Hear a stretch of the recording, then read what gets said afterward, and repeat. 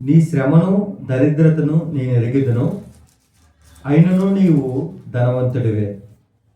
తాము యూదులమని చెప్పుకొనుచు యూదులు కాక సాతాను సమాజపు వారి వలన నీకు కలుగు దోషణను నేను ఎరిగిదను. నీవు పొందబో శ్రమలకు భయపడకము. ఇదిగో, మీరు శోధింపబడినట్లు అపవాది అనగా సాతాను మీలో కొందరిని చెరలో వేయింపబోచున్నాడు.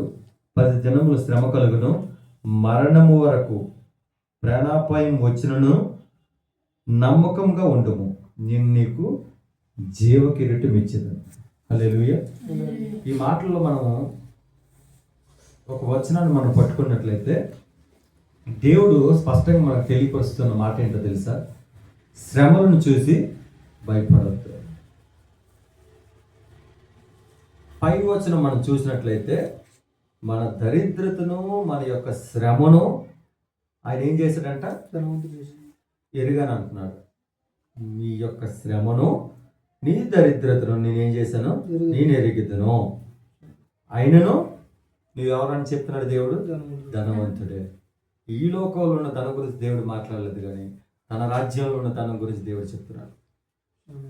నీ యొక్క నీతే నీకు ధనం, నీ యొక్క క్రియలు నీకు ధనం, నీ యొక్క ప్రవర్తన, నీ యొక్క పరిశుద్ధత, నీ యొక్క జీవిస్తున్న విధానము అన్ని ధనముగా కనిపిస్తాయి.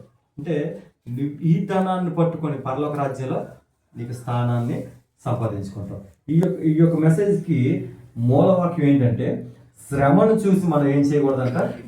భయపడకూడదు. శ్రమను చూసి భయపడే వారికి మనం ఉండొద్దని దేవుడు సెలవిస్తున్నాడు. శ్రమలు వచ్చినప్పటికీ, ప్రాణం పోయే పరిస్థితి వచ్చి